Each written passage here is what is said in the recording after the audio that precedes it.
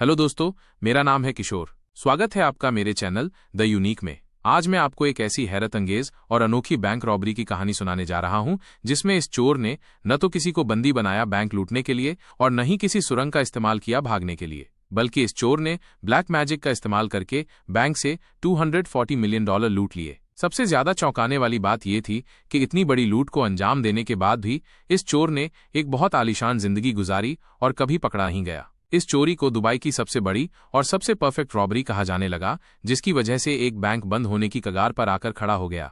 और Emirates government ने इस चोर को पकड़ने के लिए यूएस गवर्नमेंट की मदद भी ली, मगर इस चोर को पकड़ने में नाकाम रही। तो आखिर कौन था ये चोर, कैसे इसने इतनी बड़ी चोरी को अंजाम दिया और क्यों ये कभी पकड़ा नहीं गया? ये अपने आप में बहुत हैरत अंगेज और रोमांचक है। इस चोरी के मास्टरमाइंड का नाम था बाबानी सिस्को, जो वेस्ट अफ्रीका के शहर माली का रहने वाला था। कहानी शुरू होती है सन 1995 से, जब सिस्को बिजनेस वीजा पर दुबई जाता है घूमने के लिए। ये वो वक्त था जब दुबई गवर्नमेंट अपने देश में टूरिज्म को बढ़ावा दे रही थी और चाहती थी कि दुनिया के हर कोने से लोग आकर दुबई में बिजनेस करें। सिस्को भी दुबई की चमक धमक और चकाचौंध देखकर बहुत प्रभावित होता है और तब उसके दिमाग में ठगी का वो अनोखा आइडिया आता है जिसने पूरी दुबई गवर्नमेंट को हिलाकर रख दिया। अपनी इस ठगी और लूट को अंजाम देने के लिए सिस्को एक सुबह दुबई के एक बैंक पहुंचता है, जिसका नाम था दुबई इस्लामिक बैंक।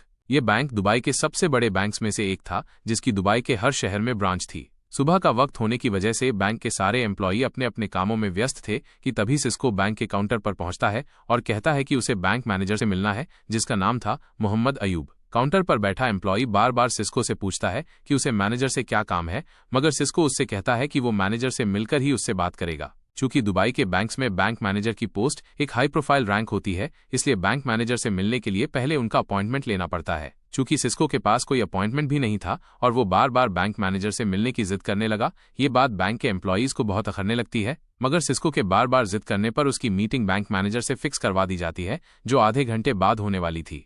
सिस्को से मिलते ही बैंक मैनेजर उससे पूछता है कि वह उससे क्यों मिलना चाहता था, जिसके जवाब में सिस्को उससे कहता है कि उसे कार लोन चाहिए। चूंकि कार लोन लेने के लिए कोई जॉब या कोई इनकम का होना बहुत जरूरी था और सिस्को, जो कि न तो दुबई का रहने वाला था और न ही यहां अभी आया था, इसलिए बैंक मैनेजर उसे कार लोन देने के लिए मना कर देता है। मगर सिस्को किसी तरह उस बैंक मैनेजर को अपनी बातों में फंसा लेता है और कार लोन लेने के लिए राजी कर लेता है। इस मीटिंग के बाद सिस्को बैंक मैनेजर का शुक्रिया अदा करता है और अपने घर पर उसे डिनर के लिए बुलाता है। पहले तो बैंक मैनेजर इस डिनर इनविटेशन के लिए तैयार नहीं होता, मगर जब सिस्को उससे कहता है कि वह उसे अपने घर पर कुछ ऐसा दिखाने वाला है जो उसने अपनी जिंदगी में कभी नहीं देखा, तब बैंक मैनेजर इस डिनर इनविटेशन के लिए राजी हो जाता है। ये बात सुनने के बाद बैंक मैनेजर अयूब की दिलचस्पी बढ़ती ही जा रही थी कि आखिर सिस्को उसे ऐसा क्या दिखाने वाला है, और आखिरकार वो उस रात सिस्को के घर डिनर के लिए पहुंच जाता है।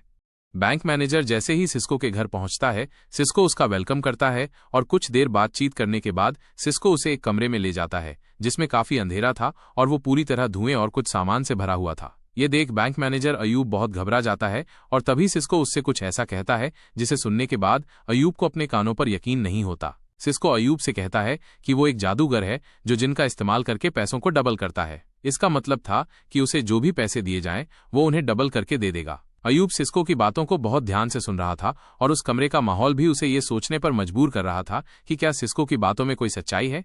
और अपने इस डाउट को क्लियर करने के लिए अयूब अपने एक रिश्तेदार से 1 लाख दिरहम लाने के लिए कहता है। ये पैसे आते ही अयूब इन पैसों को सिस्को को दे देता है और वो दोनों उस अंधेरे और धुएं से भरे कमरे के अंदर चले जाते हैं, जो देखने में बिल्कुल किसी जादूगर के कमरे जैसा लग रहा था। अंदर जाने के बाद सिस्को उन पैसों को लेकर उस कमरे के बीचों बीच बैठ जाता है और कुछ ही देर में उस कमरे के अंदर एक म्यूजिक बजने लगता है, जिसके बाद सिस्को वहां जलते कोयले में कुछ फेंकने लगता है, जिसके बाद उस कमरे में धुआं और ज्यादा बढ़ जाता है। इस बढ़ते धुएं के साथ साथ सिस्को कुछ मंत्र पढ़ने लगता है और अपनी बॉडी को दाएं बाएं हिलाने लगता है। बैंक मैनेजर अयूब वहीं खड़ा ये सब कुछ देख ही रहा था कि अचानक उस पूरे घर की लाइट चली जाती है और तभी उस कमरे के बराबर वाले कमरे से एक बहुत तेज आवाज आती है। यह आवाज बराबर वाले कमरे का दरवाजा खुलने की थी, जिसमें से एक आदमी चीखते हुए बाहर की तरफ भागता है कि उस पर जिन ने हमला कर दिया है। ये देख बैंक मैनेजर अयूब हक्का बक्का रह जाता है और उसे कुछ समझ नहीं आता कि वो क्या करे।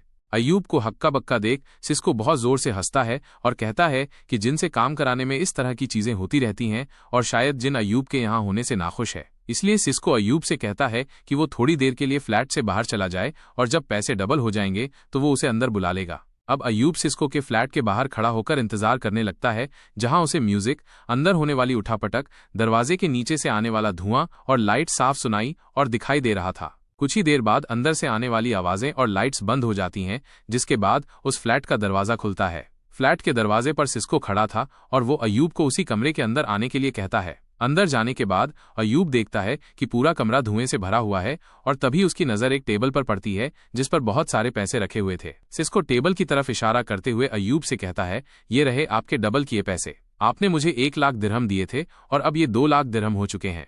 ये देख अयूब को अपनी आंखों पर यकीन नहीं होता और जब वो उन पैसों को गिनता है तो वो 2 लाख दिरहम ही निकलते हैं, जो उसकी दी हुई रकम का दोगुना था। पैसे डबल होने के बाद बैंक मैनेजर अयूब को इस बात का यकीन हो गया कि सिस्को सच में एक जादूगर है जो पैसे डबल कर सकता है। वो इस बात से बिल्कुल बेखबर था कि उन दिनों अफ्रीका के ठग सबसे ज्यादा इसी स्कैम का इस्तेमाल करते थे लोगों को ठगने के लिए, और सिस्को ने भी एक आदमी के साथ मिलकर एक ऐसा ही जाल बिछाया था जिसमें वो पूरी तरह फंस गया था। अब अयूब को लगने लगता है कि वो सिस्को को जितने ज्यादा पैसे देगा उसे उतने ही ज्यादा पैसे डबल होकर मिलेंगे, और इसी वजह से उसने सिस्को के लिए उसी बैंक में एक अकाउंट खोला जिसमें वो लगातार पैसे ट्रांसफर करने लगा। ये कहानी यहाँ से एक बहुत हैरत अंगेज और बेतुका मोड़ लेती है, क्योंकि लगातार पैसे ट्रांसफर करने के बाद भी ये पैसे अयूब को डबल होकर नहीं मिल रहे थे। सन 1995 से सन 1998 के बीच अयूब ने कुल 183 ट्रांसफर सिस्को के अकाउंट में किए, जिसकी कीमत थी $240 मिलियन, मगर ये पैसे अयूब को कभी वापस मिले ही नहीं। इस पूरे स्कैम में कई ऐसे सवाल और कई थ्योरी सामने आई जिसने दुबई के पूरे बैंकिंग सिस्टम और वहां की गवर्नमेंट को हिलाकर रख दिया। सबसे पहला सवाल ये था कि जब अयूब को पैसे डबल होकर नहीं मिल रहे थे तो आखिर वो 3 साल तक सिस्को के अकाउंट में पैसे क्यों ट्रांसफर करता रहा। हालांकि इस सवाल का कोई पुख्ता जवाब सामने नहीं आया, मगर कई लोगों ने इस बारे में अलग अलग थ्योरी बनाई। कुछ लोगों का ये मानना था कि सिस्को एक स्कैमर नहीं बल्कि एक जादूगर था जिसने अपने जादू से अयूब को अपने वश में कर लिया था और इसी वजह से वो सिस्को के अकाउंट में पैसे ट्रांसफर करता रहा। दूसरी थ्योरी ये सामने आई कि बैंक मैनेजर अयूब सिस्को से डर गया था क्योंकि वो जादूगर था और उसे ये डर था कि वो उसे या उसकी फैमिली को नुकसान पहुंचा सकता है, इसलिए वो सिस्को के अकाउंट में पैसे ट्रांसफर करता रहा।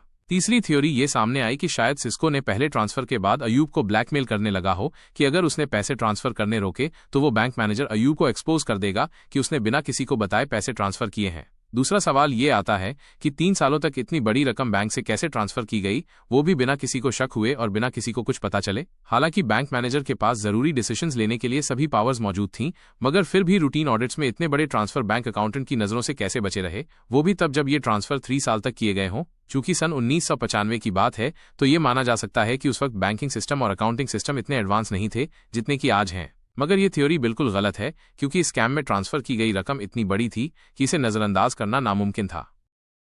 सन 1995 में इस ठगी को अंजाम देने के बाद सिस्को दुबई से वापस अपने शहर माली चला जाता है, जहां वो अपने गांव डेबिया में कुछ महीने गुजारता है। डेबिया एक बहुत ही गरीब गांव था जहां लोग बहुत गरीबी और भूखमरी का शिकार थे। अब सिस्को वहां के गरीबों में खाना, कपड़े और पैसे बांटने लगा और साथ ही साथ उसने वहां कई प्रोजेक्ट्स भी शुरू किए जिनमें सड़कें, मकान और पानी की टंकी शामिल थी। सिस्को के इस दान और प्रोजेक्ट्स की वजह से डेबिया के हालात सुधरने लगे और वहां के लोग उसे एक मसीहा के तौर पर देखने लगे, जिसकी वजह से लोग उसे बहुत मानने लगे और उसकी बहुत मानने लगे और उसकी बहुत इज्जत करने लगे। डेबिया में कुछ महीने गुजारने के बाद सिस्को फैसला करता है कि वो न्यूयॉर्क शिफ्ट हो जाएगा। सिस्को न्यूयॉर्क में इसलिए शिफ्ट होना चाहता था क्योंकि दुबई में अपने अकाउंट में हो रहे ट्रांसफर्स को वो यहाँ अकाउंट खोलकर अपने अकाउंट में ट्रांसफर कर सके और एक आलीशान जिंदगी जी सके। न्यूयॉर्क पहुंचने के बाद सिस्को सिटी बैंक में अपना अकाउंट खोलता है और अपनी दौलत की चमक धमक दिखाकर वहां की एक एम्प्लॉय को अपने साथ शादी करने के लिए राजी कर लेता है। हालांकि वो एम्प्लॉय ये बात बहुत अच्छी तरह जानती थी कि सिस्को की अफ्रीका में और भी बीवियां हैं, मगर वो सिस्को की बेशुमार दौलत देखकर उससे शादी करने को राजी हो जाती है। सिस्को इतना शातिर और चालाक था कि उसने इस बैंक एम्प्लॉय से शादी भी अपने फायदे के लिए ही की थी, ताकि वो उसका इस्तेमाल करके अपने सारे पैसों को दुबई के अकाउंट से न्यूयॉर्क के सिटी बैंक अकाउंट में ट्रांसफर कर सके। और हुआ भी बिल्कुल वैसा ही। सिस्को ने लगभग $100 मिलियन न्यूयॉर्क में अपने अकाउंट में ट्रांसफर कर लिए, जिसमें उसकी मदद उस बैंक एम्प्लॉय ने की जो अब उसकी बीवी बन चुकी थी। सिस्को की बीवी ने सारे ट्रांजैक्शंस खुद हैंडल किए, जिसकी वजह से इतनी बड़ी रकम बहुत आसानी से दुबई से अमेरिका ट्रांसफर हो गई, जिसके बदले सिस्को ने अपनी बीवी को $5 मिलियन भी दिए।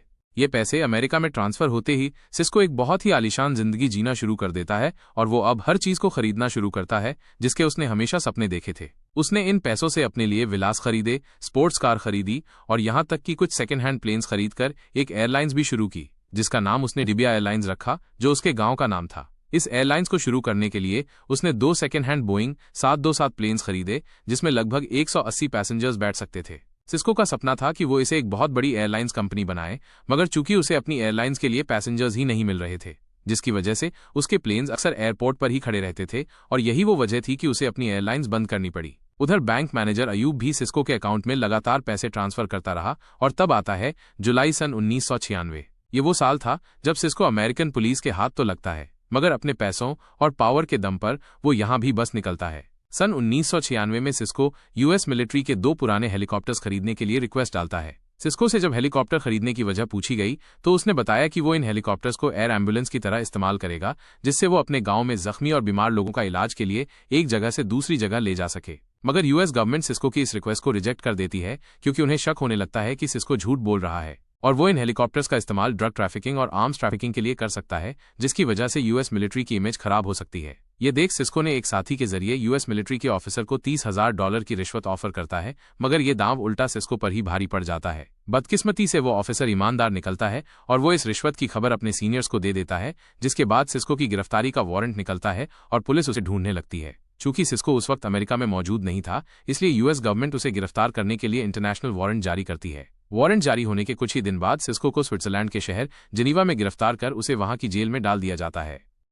जेल में डालने के बाद स्विट्जरलैंड गवर्नमेंट उसे यूएस गवर्नमेंट को सौंपने की तैयारी करने लगती है और इसी दौरान सिस्को अमेरिका के लॉयर थॉमस स्पेंसर को हायर कर लेता है अपना केस लड़ने के लिए। सिस्को थॉमस से कहता है कि वो उससे जिनीवा की जेल में आकर मिले ताकि वो उससे केस के बारे में बात कर सके। जिनीवा पहुंचने के बाद थॉमस जेल में सिस्को से मुलाकात करता है, जहां वो दोनों केस और लीगल प्रोसीजर्स को डिस्कस करते हैं और महज कुछ ही दिनों बाद सिस्को को स्विट्जरलैंड से अमेरिका डिपोर्ट कर दिया जाता है। अब सिस्को गिरफ्तार होकर मायामी फ्लोरिडा पहुंच चुका था, जहां उस पर रिश्वत देने का केस ट्रायल शुरू होने वाला था। सिस्को के लॉयर थॉमस की सबसे पहली कोशिश ये थी कि वो किसी भी तरह सिस्को को बेल पर बाहर निकाल ले ताकि ट्रायल होने तक उसे जेल में न रहना पड़े। हालांकि ओपोजिशन लॉयर बार बार बेल को खारिज करने की मांग पर जोर दे रहा था, क्योंकि उसका ये मानना था कि अगर सिस्को को बेल मिल गई तो वो अमेरिका छोड़कर भाग जाएगा। मगर अपने पैसे और कनेक्शन के दम पर सिस्को बेल पाने में कामयाब हो जाता है। बेल की सुनवाई के दौरान सिस्को का लॉयर एक पत्ता सामने लाता है। वो कोर्ट में कुछ पॉलिटिशियंस और पावरफुल लोगों को गवाही के लिए लेकर आता है, जिनसे सिस्को ने अपने पैसों के दम पर कनेक्शंस बनाए थे। ये सभी पॉलिटिशियंस और पावरफुल लोग सिस्को की तरफ से ये गवाही देते हैं कि वो एक बहुत इज्जतदार आदमी है और बेल मिलने के बाद वो अमेरिका छोड़कर नहीं भागेगा। उधर जज ने भी कभी कोर्ट में इतने पॉलिटिशियंस को एक साथ नहीं देखा था। उधर सिस्को की लीगल टीम भी जज से कहती है कि सिस्को बेल के लिए एक अच्छी रकम भरने को तैयार है, जिससे उन्हें ये यकीन हो जाए कि वो देश छोड़कर नहीं भागेगा और ट्रायल के वक्त कोर्ट में मौजूद रहेगा। उधर ऑपोजिशन लॉयर की पूरी टीम भी जज पर सिस्को को बेल न देने का प्रेशर बना रही थी। अब जज पर एक फैसला लेने का प्रेशर बढ़ने लगता है और तब वो फैसला करता है कि वो इस बेल की कीमत इतनी ज्यादा रखेगा जो फ्लोरिडा कोर्ट के इतिहास में इससे पहले कभी न रखी गई हो। जज फैसला सुनाते हुए कहता है कि सिस्को को इस बेल के लिए $20 मिलियन चुकाने होंगे, जिसे सुनते ही कोर्ट में बैठे सभी लोग हक्का बक्का रह जाते हैं। जज को लग रहा था कि सिस्को ये कीमत अदा नहीं कर पाएगा, जिसकी वजह से उसे बेल नहीं मिल पाएगी। मगर सबसे ज्यादा चौंकाने वाली बात यह थी कि सिस्को इस बेल के अमाउंट को पे करने के लिए तैयार हो जाता है। बेल पर रिहा होने के बाद सिस्को ने सबसे पहले अपने लॉयर थॉमस और उसकी टीम को एक एक कार गिफ्ट की। थॉमस इस बात से बहुत हैरान था, क्योंकि ऐसा पहली बार हुआ था कि किसी क्लाइंट ने उन्हें इतनी महंगी गाड़ियां गिफ्ट की हों, वो भी तब जब ट्रायल अभी बाकी हो। इसी दौरान सिस्को दोबारा अपने महंगे शौक पूरे करना शुरू करता है। उसके साथ रहने वालों का कहना था कि सिस्को जिस ज्वेलरी शॉप में घुसता वहां एक बार में ही $1 लाख तक की खरीदारी कर लेता। कुछ कार शोरूम ओनर्स का कहना था कि सिस्को उनके शोरूम से हर महीने 4 से 5 कार्स खरीद रहा था। यहाँ तक कि उसने मायामी में ही 10 से ज्यादा शादियां कर लीं और हर बीवी के लिए एक एक फ्लैट खरीदा रहने के लिए। इस सब के दौरान बैंक मैनेजर अयूब अब भी लगातार सिस्को के अकाउंट में पैसे ट्रांसफर करता रहा और साथ ही साथ सिस्को के नाम पर कई क्रेडिट कार्ड्स भी इशू कर दिए, जिनमें खर्च करने की कोई लिमिट नहीं थी। इन क्रेडिट कार्ड से होने वाले ट्रांजैक्शंस की वैल्यू को भी अयूब वहीं से कैंसिल कर देता, ताकि किसी को कुछ पता न चले कि इन क्रेडिट कार्ड से कितने पैसे खर्च हुए हैं। अयूब ये सब कुछ क्यों और किस लिए कर रहा था, ये अब भी एक सवाल था। क्या वो किसी जादू के वश में था या किसी धमकी से डरा हुआ था? यह एक ऐसा सवाल था जो एक अनसुलझी गुत्थी बनता जा रहा था।